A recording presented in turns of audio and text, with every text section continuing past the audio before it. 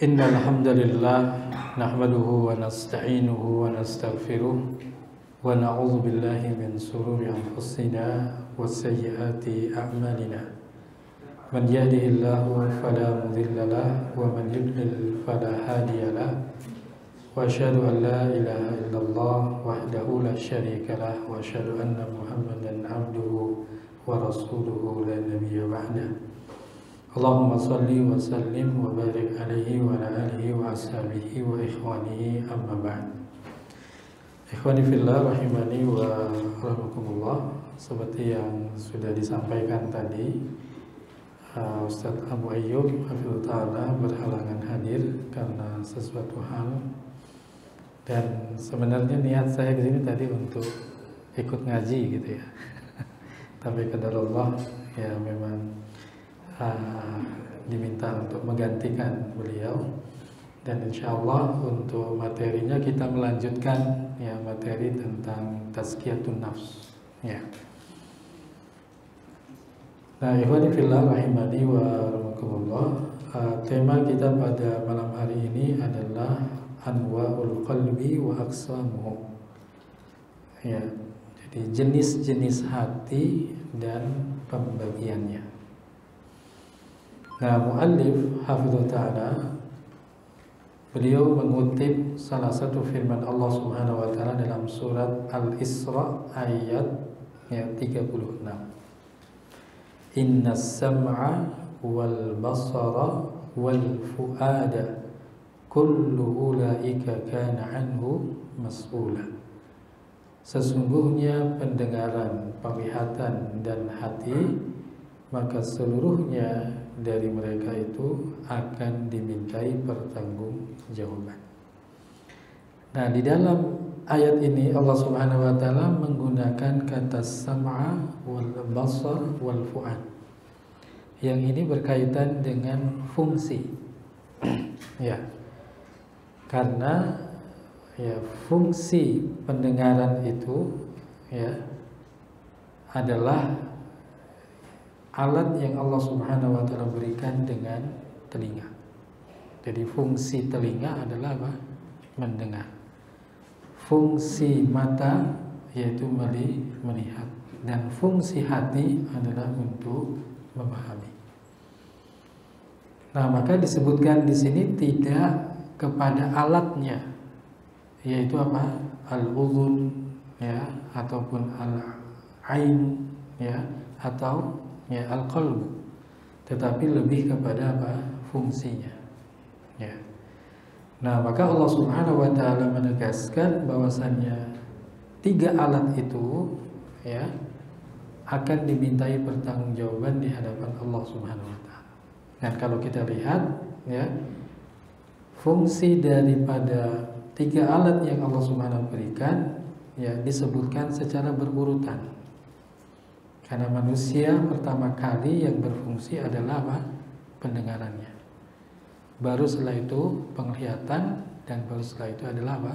Pemahamannya melalui hati. Nah, maka apa? Bayi itu yang pertama kali berfungsi adalah apa? Pendengarannya. Nah, maka ini sebagian ulama ya, termasuk dalamnya adalah Al-Imam Ibnu Qayyim Al-Jauziyah ya, dalam bukunya Tuhfatul Maulud fi ahkamil maulud ya, menghasankan hadis tentang apa? Mengazankan ya bayi yang baru lahir di telinga kanan ya, walaupun nanti apa? Apakah nanti ini diiqomahkan atau tidak ya, maka ada riwayat yang menyebutkan itu tidak diiqomahkan, tapi juga ada riwayat yang menyebutkan diiqomahkan di telinga apa? Ya, kiri. Nah, kenapa? Karena memang ya fungsi yang pertama kali adalah pendengaran. Nah, termasuk juga di dalamnya fungsi yang pertama kali, fungsi yang terakhir yang ada pada manusia itu adalah pendengaran. Nah, sehingga ketika seseorang itu dalam kondisi dalam sakaratul maut, maka dianjurkan untuk mentalkin. Ya, sebagaimana hadis Nabi SAW, lakinu ala mautakum bila ilaha illallah. Nah, artinya apa? Supaya yang pertama kali didengar adalah kalimat-kalimat tauhid, dan yang terakhir kali didengar juga adalah apa? Kalimat-kalimat tauhid. Nah, sehingga sesuatu yang didengar pada akhir kehidupan kemudian dilafalkan, ya. Sehingga Nabi SAW mengatakan, man kana akhiru kalamihi la ilaha illallah dakhalal jannah. Barang siapa yang akhir ucapannya adalah la ilaha illallah, ya, maka dia adalah masuk surga. Nah, kemudian Mu'allif hafizahullah mengatakan, oleh karena hati itu adalah anggota atau organ seperti seorang raja yang memerintahkan kepada apa? Ya, tentaranya. Nah, maka disebutkan di sini yang namanya hati itu adalah apa? Sebuah organ, bukan sesuatu yang maknawi. Dan yang masuk dengan organ di sini adalah apa? Ya, yang disebut dengan jantung. Ya, jantung yang ada dalam setiap apa? Setiap ya, badan kita. Ya. Nah, sehingga dalam hadis Nabi SAW disebutkan, ala inna fil jasadi mudghah idza soluha jasadu kulluh wa idza fasadat jasadu kulluh ala wahiyal qalb. Ingatlah di dalam jasad. Nah, jadi penyebutannya apa? Jasad. Ya. Jadi ada perbedaan antara jasad dengan apa? Ya, jasmani. Kalau jasad itu artinya sesuatu yang bersifat ya benda mati. Ya, kalau jasmani itu sesuatu yang bersifat apa? Benda mati yang hidup setelah dimasuki ruh. Ya, seperti itu. Nah, termasuk juga seperti antara ruh dengan ruhani atau dengan nafs. Ya, ruh itu sesuatu yang berdiri sendiri. Ketika masuk di dalam jasad, maka apa? Disebut dengan ruhani atau disebut dengan nafs, seperti itu. Ya. Nah, maka disebutkan dalam hadis ini bahwasannya di dalam jasad manusia itu ada mudghah, segumpal apa? Segumpal daging. Kalau segumpal daging itu baik, maka jasad seluruhnya akan baik. Kalau segumpal daging ini rusak, maka akan rusaklah seluruh jasadnya. Itulah yang disebut dengan al-qalbu. Nah, qalbu di sini artinya apa? Jantung. Sehingga dalam sebuah perkataan ulama disebutkan al-mar'u bi asgharaini. Ya.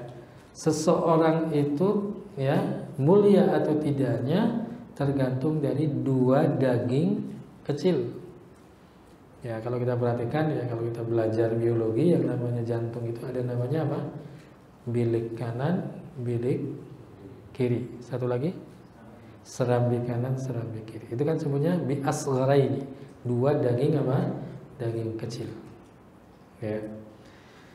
Nah, selain fungsi jantung itu untuk hal yang sifatnya zahir, lahiriah, ya, sebagai apa? Pemompa darah, pusat peredaran darah dan seterusnya, tapi dia juga punya fungsi yang sifatnya batin.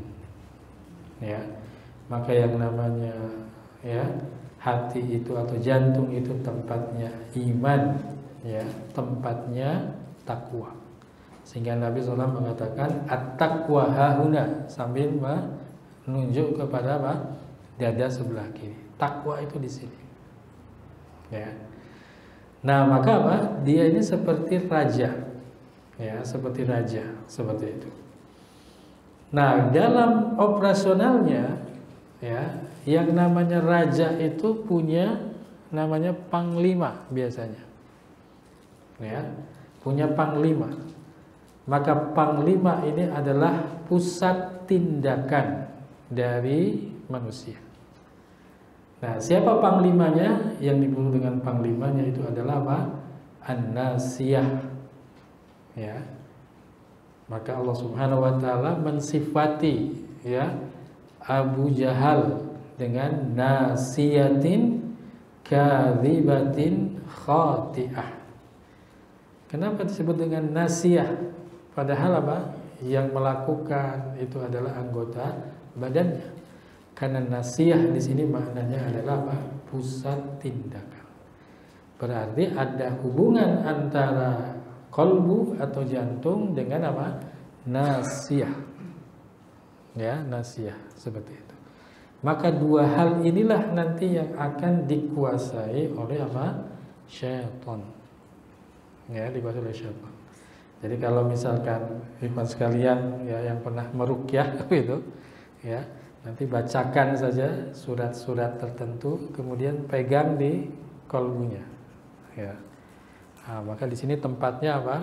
Tempatnya jin di sini. Ya. Atau nanti apa di apa namanya? Ubun-ubunnya. Ya, di ubun-ubunnya. Kenapa? Karena inna syaitana yajri min bani Adam majrad dam. Karena syaitan itu berjalan dalam tubuh manusia itu dengan aliran darah. Maka di situ ada titik-titiknya. Nah, pusatnya itu di sini dengan di sini. Nah, jadi kenapa kalau misalkan seorang laki-laki yang ya baru melangsungkan akad pernikahan, kemudian apa? Memegang apa? Ubun-ubun ya istrinya. Ya, kok tidak misalkan istrinya pegang ubun-ubun suaminya? Ya. Nah, kenapa? Karena wanita itu lebih rentan ya dengan yang namanya apa? Gangguan syaitan. Ya. Kenapa? Karena wanita itu makhluk halus. Disenangi oleh lelembut. Ya, jadi wanita itu lembut, jadi disenangi oleh lembut, ya seperti itu. Nah, kenapa di situ masuk dalam apa? Perasaan. Nah, di situ sebenarnya syaitan, ya bekerja. Nah, maka kalau kita misalkan melihat dalam Al-Quran menyatakan tipu daya syaitan itu apa? Ya lemah. Inna kaida syaitani dha'ifah. Ya, jadi tipu daya setan itu lemah. Tapi kalau kita berbicara tentang tipu daya perempuan, maka disebutkan dengan apa? Aziman. Ya, sesuatu yang besar. Inna kaidakunna aziman dalam surat Yusuf. Ya, tipu daya perempuan itu apa? Sesuatu yang sangat apa? Dahsyat, besar. Ya. Nah, seperti itu. Karena apa? Ya lebih mudah, lebih rentan ya mendapatkan apa? Gangguan. Nah, sehingga apa? Ketika ya hati itu ya diisi dengan iman, dengan ketakwaan, maka sinyal ya perintah instruksi kepada nasiyah, maka hal-hal yang berkaitan dengan iman dan ketakwaan. Demikian pula nanti ketika hati itu dikuasai oleh syaitan, maka sinyal-sinyal instruksi itu ya maka berkaitan dengan apa yang menjadi ya keinginan daripada syaitan tersebut. Ya. Misalkan ini ikhwan ini pernah lihat setan tidak? Hah? Pernah lihat setan tidak? Belum pernah? Waduh, ini mudah sekali melihat setan caranya. Ya, pengen tahu caranya. Kalau lagi marah, selfie. Itu namanya setan. Ya, tadi karena setan itu berjalan dalam aliran darah manusia. Ya. Maka kalau orang itu marah, maka disitulah apa? Ya, tempatnya syaitan. Ya, matanya memerah, kemudian apa? Ya, wajahnya pun memerah, urat sarafnya juga menegang, detak jantungnya juga apa? Ya, cepat seperti itu. Bahkan tidak sadar lisannya mengeluarkan kata-kata kotor. Tidak sadar ya tangannya memukul, melempar. Ya. Bahkan yang tidak salah pun ikut dipukul. Seperti apa? Tembok. Ya. Ketika mukul tidak sakit, tidak. Tapi setelah amarahnya reda, baru apa? Nah, ini sakit. Merasakan begitu. Jadi hampir sama dengan orang yang kesurupan. Orang kesurupan itu dipukul nggak sakit, tapi kalau sudah sadar baru apa? Baru sakit. Ya. Nah, sehingga apa? Yang namanya hati, ya, termasuk pendengaran dan penglihatan adalah sesuatu yang akan dimintai pertanggungjawaban di hadapan Allah Subhanahu wa Ta'ala. Nah, maka hati itu terbagi menjadi beberapa, ya, golongan. Yang pertama, muallif rahimahullah taala mengatakan, ya, al-qalbus sahih, yaitu hati yang sehat. Huwal qalbus salim alladhi la yanju yaumal qiyamah illa man atallaha ta'ala. Kama qala ta'ala yawma la yanfa'u malun wala banun illa man atallaha biqalbin salim. Yaitu hati yang sehat. Ya, kenapa? Hati itu punya dinamika kehidupan sendiri. Sebagaimana yang namanya badan punya dinamika apa? Kehidupan sendiri. Kadang-kadang seger, ya, kadang-kadang capek habis aktivitas, kadang-kadang mumet, ya, seperti itu, ya. Nah, begitu pula dengan apa? Hati. Ya, kadang-kadang tenang, ya, kadang-kadang mangkel, kadang-kadang, ya, kesel, ya, kadang-kadang mungkin apa? Dia itu tergesa-gesa dan lain sebagainya. Nah, maka yang pertama ini adalah apa? Ya, hati di mana, ya, dia, ya, hati yang selamat yang akan datang pada hari kiamat. Sebagaimana disebutkan di dalam surat Asy-Syu'ara, ya, ayat 88 sampai 89. Ya, yauma la yanfa'u malun wala banun illa man atallaha biqalbin salim. Ya, pada hari tidak bermanfaat, ya, yang namanya harta dan anak-anak kecuali mereka yang datang, ya, kepada Allah dengan hati yang selamat, ya. Nah, maka disebutkan dengan qalbun salim itu maknanya annahu al-qalbul ladzi salima min kulli syahwatin tukhalifu amrillahi wa nahyihi, yaitu hati yang selamat dari setiap syahwat, di mana syahwat itu menyalahi perintah dan larangan Allah Subhanahu wa Ta'ala. Nah, maka disebut dengan syahwat adalah apa? Dorongan keinginan jiwa manusia. Zuyyina lin-nasi hubbus syahwati minan nisa wal banin, ya, disebutkan perempuan, ya, kemudian setelah itu apa? Anak-anak, baru setelah itu namanya apa? Harta dengan berbagai macam bentuknya. Nah, yang kedua, wa min kulli syubhatin, ya, ta'aradu khairu, ya, dari setiap syahwat yang itu bisa apa? Bisa menghantam kebaikan hati tersebut. Ya, maka di sini ada dua penyakit hati, yaitu syubhat dan syahwat. Di mana syubhat dan syahwat selalu berkaitan. Syubhat itu maknanya keraguan-raguan. Nah, sesuatu yang ragu adalah karena apa? Kurangnya ilmu dan keyakinan.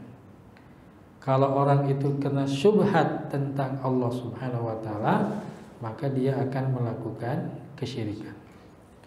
Kalau dia terkena syubhat, keraguan-raguan, kurangnya ilmu keyakinan tentang keinginannya, mahabbahnya, tawakalnya, inabahnya, kemudian khasyahnya, rojanya, betul-betul apa? Ya, ikhlas hanya kepada Allah Subhanahu wa Ta'ala. Kalau dia mencintai, maka dia mencintai karena Allah. Kalau dia membenci, karena dia membenci karena Allah. Kalau dia memberi, karena memberi karena Allah. Kalau dia tidak memberi karena Allah. Ya. Nah, sehingga apa? Hati yang selamat ini adalah hati yang tunduk, ya, dan, ya, berhukum, ya, dengan apa yang dibawa oleh, ya, Nabi Muhammad SAW.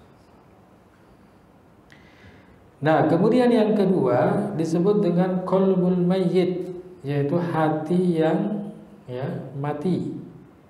Dan ini adalah lawan dari al-qalbus salim, yaitu hati yang selamat. Nah, siapa yang disebut dengan hati yang mati ini? Fahuwa la ya'rifu rabbah, hati yang tidak mengenal Rabbnya.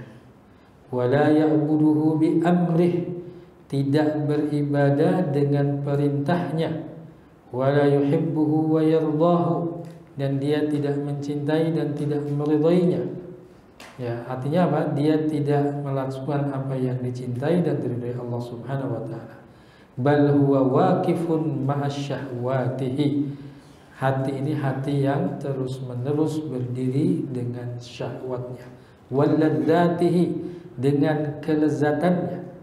Walau kana fihi sakhatu rabbih, walaupun di dalamnya ada apa? Ya, kemurkaan Allah, wa ghadabihi, dan kemarahan Allah.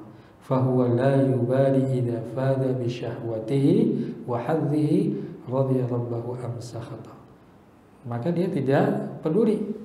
Yang penting dia apa? Mendapatkan syahwatnya. Apakah itu diridai ataupun itu dimurkai Allah Subhanahu wa taala, dia tidak peduli. Fahuwa muta'abbidun li ghairillah. Maka dia adalah apa? Hati yang ya tunduk ya menyembah kepada selain Allah Subhanahu wa taala. Maka hati ini kalau memberi karena hawa nafsunya, kalau marah karena hawa nafsunya. Ya, kalau dia itu tidak memberi karena hawa nafsunya, ya maka semuanya itu akan bergantung dengan apa? Hawa nafsunya. Ya. Nah, ini adalah yang kedua. Kemudian yang ketiga disebut dengan al-qalbul marid, yaitu hati yang sakit. Ya, qalbun lahu hayatun. Ya, hati yang punya kehidupan, wa bihi illatun, tetapi ya dengannya juga apa? Ada penyakit. Ya, disebut dengan illah, ya, atau penyakit hati. Hati yang di dalamnya ada kecintaan kepada Allah, hati yang di dalamnya ada iman, ada keikhlasan, ketakwaan, ya, ketawakalan. Tetapi di situ juga ada apa? Ada kecintaan terhadap syahwat. Ada di dalamnya adalah hasad, ada yang namanya kibir, ujub, ya, dan juga apa? Penyakit hati yang lainnya. Maka inilah yang disebut dengan apa? Hati yang sakit. Ya, jadi kita bisa membayangkan bagaimana dengan tubuh. Ya, tubuh itu ada tubuh yang sehat, ada tubuh yang ya mati, bahkan ada tubuh yang sakit. Nah, sakitnya ada yang biasa saja, ada sakit yang sedang, bahkan ada sakit yang kronis. Bahkan nanti ada sakit yang sifatnya apa? Menahun, ya, bersifat apa? Permanen dan seterusnya. Ya. Nah, sehingga apa? Hati ini hati yang kadang-kadang melakukan ketaatan, tetapi juga kadang-kadang melakukan perbuatan dosa. Ya. Nah, maka kalau kita lihat nanti kita lihat perkembangan badan dengan apa namanya? Dengan ruh. Ya. Kan manusia itu unsurnya dua. Pertama badan, yang kedua apa? Ruh. Ya. Para ulama berbeda pendapat mana yang lebih dahulu diciptakan, ruh dulu atau badan dulu. Ya, maka Ibnu Qayyim al-Jauziyah dalam bukunya Kitabur Ruh menyebutkan sebagian ulama ya lebih menguatkan ruh dulu yang diciptakan. Sebagaimana firman Allah Subhanahu wa taala dalam surat Al-A'raf ayat 172. Sebagian ulama berpendapat badan dulu. Sebagaimana hadis Nabi SAW tentang proses penciptaan manusia, 40 hari dalam bentuk ya apa namanya nutfah, 40 hari dalam bentuk ya alaqah, 40 hari dalam bentuk mudghah, setelah itu baru ditiupkan apa? Ruh. Nah, setelah ruh ini masuk di dalam badan ya, maka disitulah apa? Ya, terjadi proses penyempurnaan. Ya, maka disebutkan dalam surat Asy-Syams ya, wan nafsi wa ma sawwaha fa alhamaha fujuraha wa taqwaha. Demi jiwa dan penyempurnaannya. Nah, pertanyaannya, kapan jiwa itu sempurna? Kapan kira-kira jiwa manusia itu sempurna sebagai seorang manusia? Ya, ketika dalam usia dewasa atau balik. Ya, maka tanda dewasa balik laki-laki adalah apa? Mimpi. Ya. Nah, pertanyaannya, mimpi ini baik atau buruk? Ya, baik atau buruk mimpi ini? Mimpi basah itu baik atau buruk? Ya. Nah, mimpi pertama kali itu adalah aktivasi syaitan dalam tubuh manusia. Maka mimpi basah ini dalam bahasa Arab namanya apa? Ihtilam. Ya, orangnya muhtalim. Ya. Nah, mimpi yang datangnya dari syaitan disebut dengan al-hulmu. Nah, akar katanya sama. Ya, kan mimpi itu ada 3 ya. Ada namanya mimpi datang dari Allah, disebut dengan ar-ru'ya salihah. Ada mimpi yang sifatnya apa? Tidak punya makna. Orang menyebutnya apa? Bunga tidur. Ya.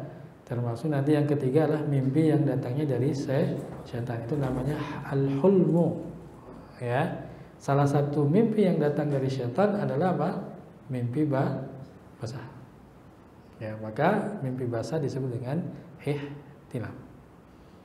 Ya. Orang yang sudah menikah pernah mimpi basah atau tidak? Pengalaman nggak pernah ya, Pak? Tapi yang belum menikah apa? Ya, sering. Nah, maka apa? Aktivasi pertama kali. Maka setelah itu disebutkan dengan fa'alhamaha. Fa itu maknanya litartib.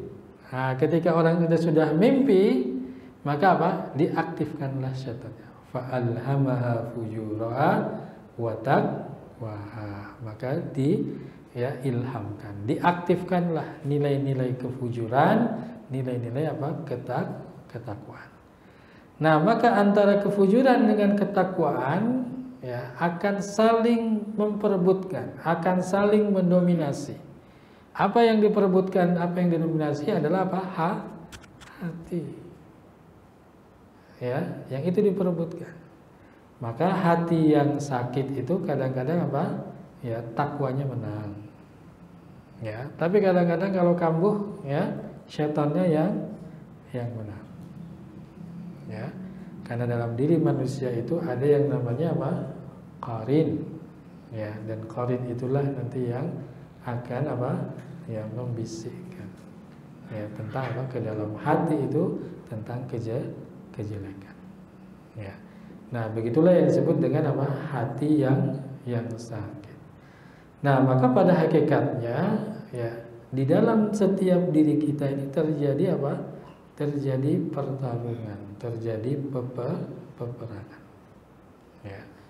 Maka yang namanya ya fujur ya, di situ ada syahwat. Maka syahwat itu ya menjadi ya jalan bagi syaitan. Maka yang namanya takwa di situ ada malaikat. Ya, dan 2 itulah terus yang akan apa? Saling mendominasi. Nah, maka yang namanya syahwat itu menjadi apa? Ya, penyusupan syaitan di dalam diri manusia. Ya. Sudah diumumkan, ya, ingat malam Ahad ada kajian terpusat. Nah, seperti itu. Ya, aduh ini lagi capek nih. Nah, syahwat membenarkan, tapi itu syaitan masuk. Afwan, saya nggak bisa datang, ya, lagi kurang sehat. Nah, gitu. Akhirnya apa? Ya, syaitan yang mencari-cari apa? Alasan.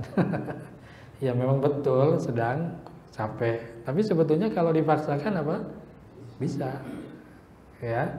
Tapi karena apa? Di situ masuknya syaitan ya dalam syahwat itu, akhirnya apa? Ya sudah, izin saja dan seterusnya. Seperti itu. Ya. Dan itu akan terus berulang. Ya. Nah, maka apa? Ketika ya seseorang itu melakukan perbuatan dosa, maka di situ ada namanya nuqtatun sauda. Yaitu apa? Ya, titik hitam. Maka titik hitam karena dosa itulah yang menjadi rumahnya syaitan di dalam kolbu manusia. Ya. Jadi semakin ya hati itu hitam pekat dengan dosa, maka akan semakin besar dominasi syaitan dalam tubuh manusia. Sehingga akhirnya apa? Hatinya itu menjadi apa? Berubah menjadi qalbun mayyit, hati yang mati. Tidak ada sinyalnya. Ya, seperti itu. Beda kalau misalkan hatinya itu masih ada ya cahaya ya, maka di situ ada sinyalnya. Ketika seorang itu melakukan dosa kemudian dia bertobat, maka apa? Hatinya kembali apa?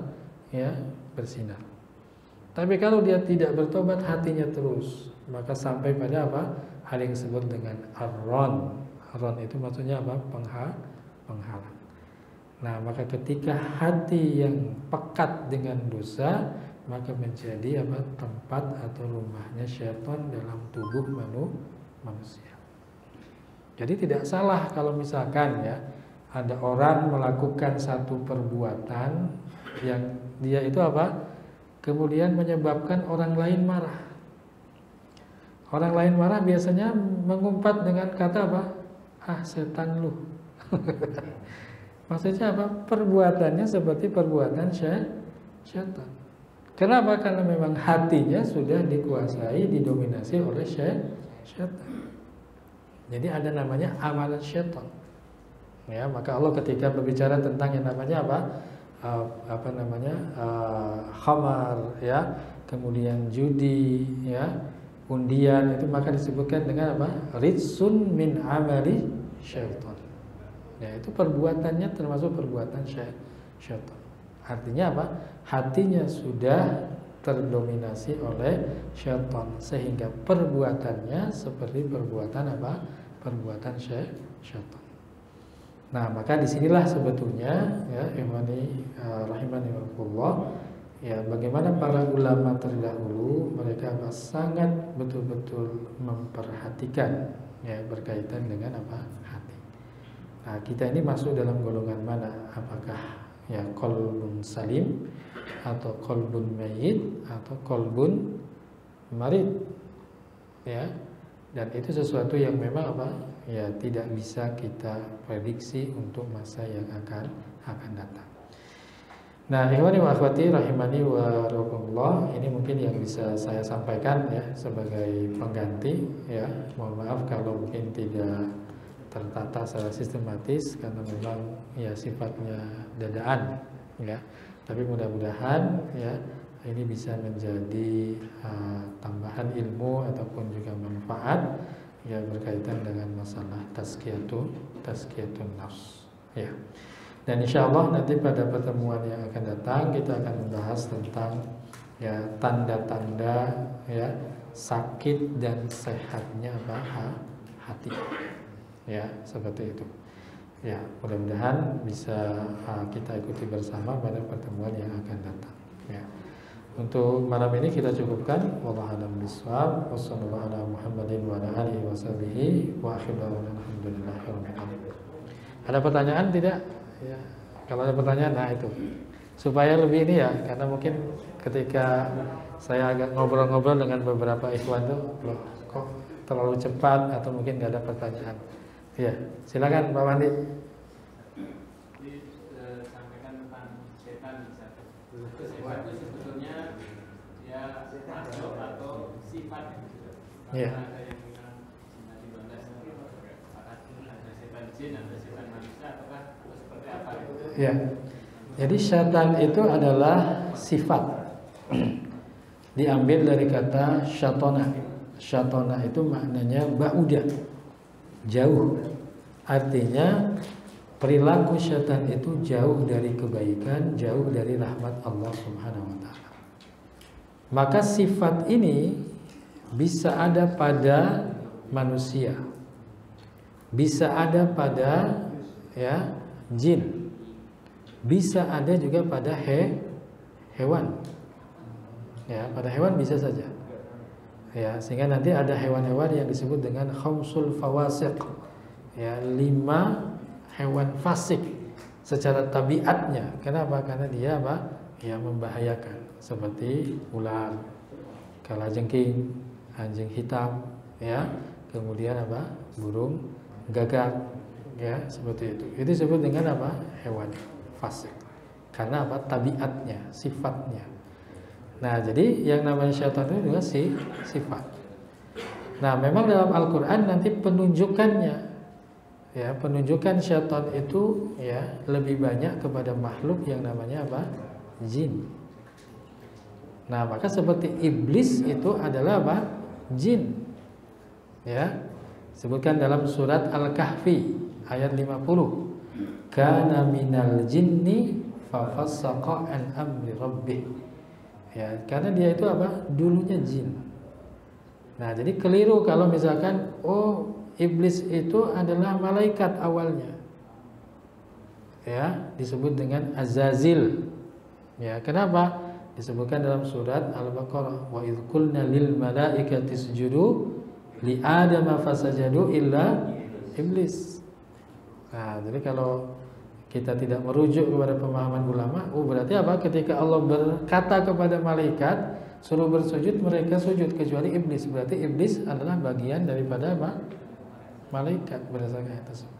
Tapi sebetulnya disebutkan dalam surah Al-Kahfi ayat 50, kana minal jinni. Dia itu bagian daripada apa? Golongan jin. Nah, maka sifat syaitan itu ya tadi ada pada manusia, ada pada hewan, ada pada apa? Jin. Tetapi kadang-kadang penyebutannya yang lebih dominan syaitan itu dari kalangan apa? Kalangan jin. Ya, seperti itu. Nah, yang mengalir dalam darah manusia tadi berarti syaitan dari golongan jin. iya, jadi kan setiap kita ada namanya qarin. Qarin itu jin yang menemani. Di mana qarin itulah yang membisikkan apa? Kejelekan-kejelekan kepada manusia. Kecuali qarinnya Rasulullah SAW. Dia telah ditundukkan, maka dia apa? Ya, membisikkan pada kebaikan. Nah, maka itu disebut dengan qarin. Maka nanti kalau penyakit-penyakit kejiwaan, ya, itu apa? Sistem kejiwaannya dirusak oleh apa? Oleh qarin. Ya, bisa jadi nanti apa? Faktornya eksternal. Karena dia tidak bisa mengelola emosi, ya, ada trauma, ya, dan lain sebagainya, atau depresi, tapi sebenarnya sudah dirusak. Nah, di kita kan sebenarnya pendekatannya dengan pendekatan apa? Biokimia, ya, tapi itu sebenarnya tidak holistik, harus dari akarnya di sini. Ya, akarnya di sini seperti itu. Nah, jadi begitu. Wallahu a'lam bishawab. Ya, cukup ya, karena sudah waktu sholat Isya. Ya, kita akhiri. Subhanakallahumma bihamdika asyhadu an la ilaha illa anta astaghfiruka wa atubu ilaik. Wassalamualaikum warahmatullahi wabarakatuh.